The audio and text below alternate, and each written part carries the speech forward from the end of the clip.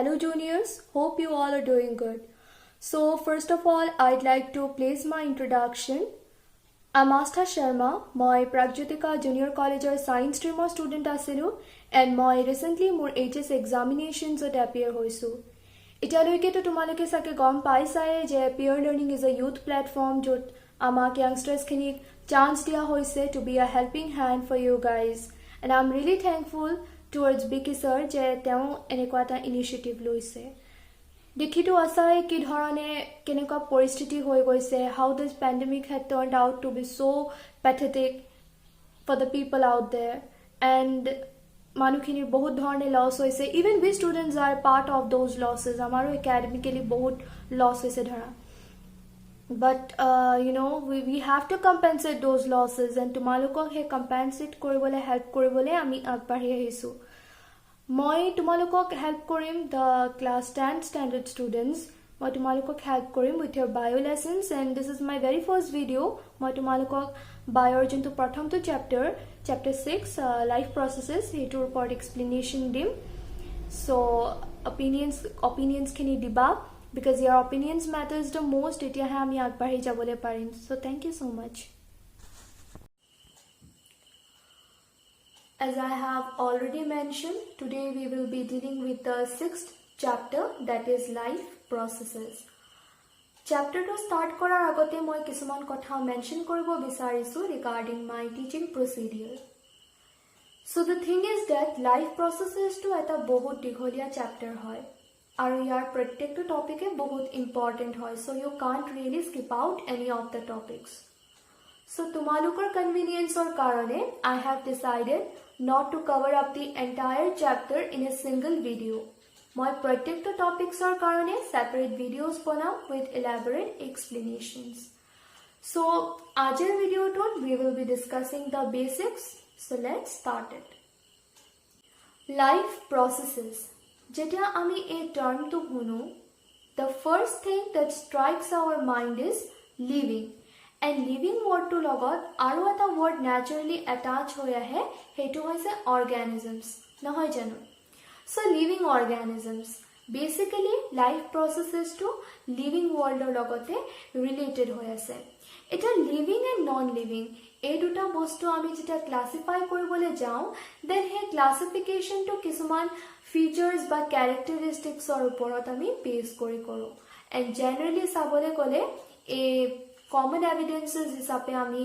log ami consider koru junbilak visible movements hoy like junbilak growth and movement related hoy kintu yato eta tumalukor contrasting factor ahe like jodi moi example dibole jao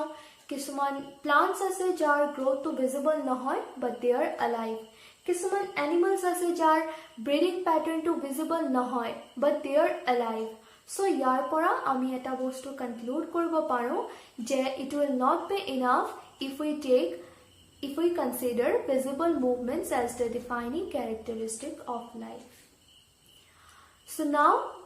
we will move to molecular movements. Eta molecular movements amar living organisms or logot keneke related. Our body বহুত ধৰণৰ functions হৈ আছে এই functions বিলাক carry out কৰিবলে কিছুমান invisible movements occur হৈছে আমাৰ বডিটো ভিতৰত হেবিলাকে হৈছে molecular movements এটা molecular movements ৰ কথা যেতিয়া আহে তেতিয়া এটা question arise হয় সেই questionটো হৈছে why are molecular movements needed for life এটা তোমালোকে 7-8 ৰ পৰা পঢ়ি আহিছা যে Cell is the fundamental unit of life. Aru tumaloke etu pohisa je structure of living organisms has a certain order. Order to hoise cell to fundamental unit hoye tar pisot similar cells e form kore tissues in the same way tissues jun bilak similar hoy he bilake organs form kore and tar pisot ahe organ system. So a order to maintain kori rakhibole kisuman processes important hoy so a processes bila ki hobo ki kele lage mane like a order to hoye thake a order to sobote thake then why are these processes required processes khini required hoy karon a order to uporot যোনটো আমাৰ সাৰাউণ্ডিং environment হয় হেটোৰ effect পৰে and এফেক্টৰ কাৰণে even it may lead to the breakage of this movement of this order our breakage or karne it may lead to death. So in response we have to either repair the damaged cells or build new cells aru hekhini maintain koribo karne kisman maintenance job require hoy junbilak through molecular movement possible hobo আৰু এই maintenance job খিনি কাৰণে যোনখিনি প্ৰসেসেস ৰিকোয়াৰ্ড হয় যোনখিনি প্ৰসেসেস আছে সেই process খিনিকে আমি পাৰ্টিকুলাৰলি লাইফ প্ৰসেসেস বুলি মেনশন কৰো এটা লাইফ প্ৰসেসেস বেসিক্যালি তিনটা সাব প্ৰসেসেসত ডিভাইড হৈছে ফাৰ্স্ট অফ অল নিউট্ৰিশন তাৰ পিছত ৰেসপিৰেশন দেন আহে এক্সক্ৰিশন সো মই গুটে প্ৰসেসেস খিনি ভাল দৰে মানে ইলাবৰেট কে মই separate videos বনাই পিনে কৰিম আজি মই জাস্ট তোমালোকক এটা ব্ৰিফ ডেসক্ৰিপচন দিম প্ৰত্যেকটো প্ৰসেসৰ ওপৰত ঠিক আছে সো কামিং টু নিউট্ৰিশন এটা আমি কোনো এটা কাম কৰাৰ আগতে আমাৰ বেসিক ৰিকোয়াৰমেন্ট যোনটো হৈছে হেতু হৈছে এনাৰ্জি সো এই জবটো মেইনটেইন কৰি ৰাখিবলৈ উই নিড এনাৰ্জি আমি এনাৰ্জিটো এটা কৰ পৰা পাম obviously আমি এনাৰ্জি ফুডৰ পৰা পাম সো এই যে আমি ফুডৰ পৰা যে এনাৰ্জি লবলে আমি ইনটেক কৰিলো এই প্ৰসেসটোকে নিউট্ৰিশন বুলি কয় এটা তোমালোকে চাগে জানা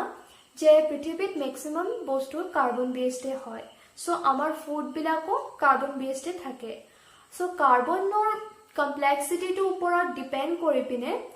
বিভিন্ন ধৰণৰ অৰ্গানিজমছৰ নিউট্ৰিশনৰ যোনটো প্ৰসিডিউৰ হয় হেতু বেলেগ বেলেগ ধৰণৰ থাকে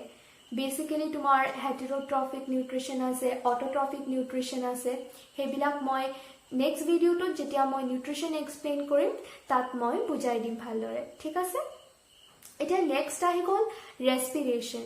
এতিয়া যে আমি হে এনাৰ্জি টু এবজৰ্ব কৰিবলে হে ফুড টু যে ললো হেটো ইউনিফৰ্মলি আমাৰ বডি টু ডিভাইড হ'ব লাগিব কাৰণ তাৰ কমপ্লেক্সিটি টু বেলেগ হয় আৰু আমাৰ বডিটোৰ এনভায়ৰনমেন্টৰ ওপৰত control নাই so we have to break it down into simpler form so এটোৰ কাৰণে আমাক কিছুমান chemical reactions or দৰকাৰ হয় এটা oxidizing reducing reaction to one of the most common example so আমি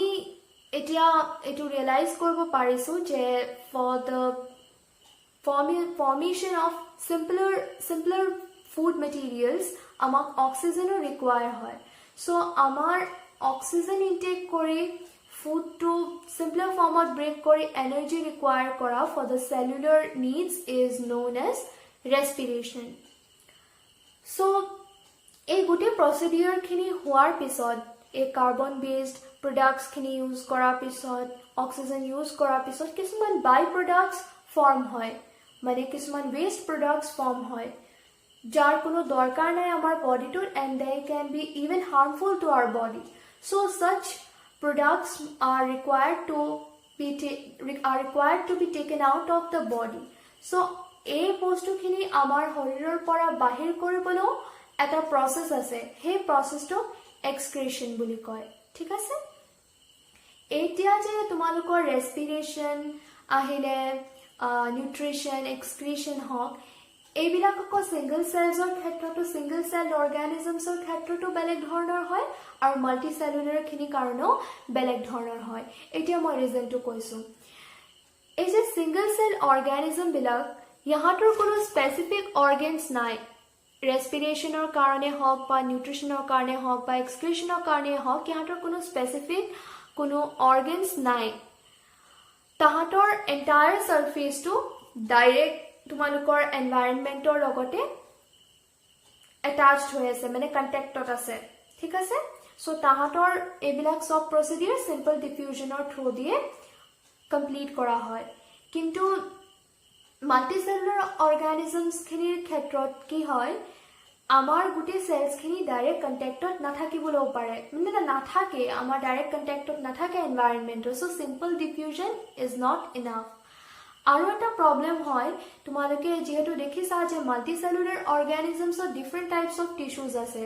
আৰু different types of tissues are meant for different types of activities ধৰা এটা টিস্যুৱে যদি অক্সিজেন ইনটেক কৰে এটাই এনাৰ্জি ৰিলিজ কৰে বাট